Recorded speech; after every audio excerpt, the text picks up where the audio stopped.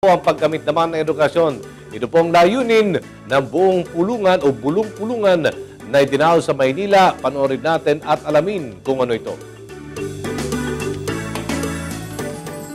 Ang edukasyon ay pinakamatibay na pundasyon ng isang tao. Hindi hadlang ang kahirapan kung mayroong pagtsatsaga at pagpupursige.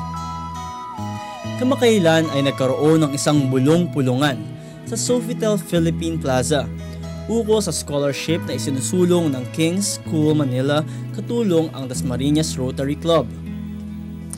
There's two reasons why I've come here to talk.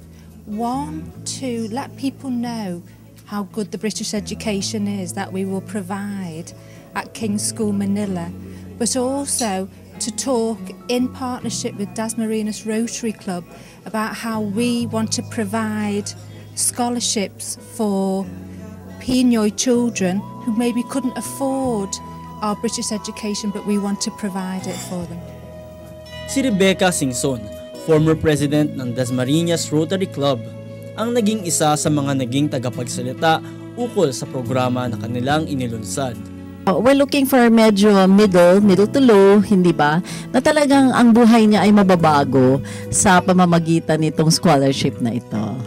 Ang Rotary Club of Dasmariñas ay naglalayong makatulong sa mga kabataan na hirap sa buhay para makapag-aral ng libre sa eskwelahan.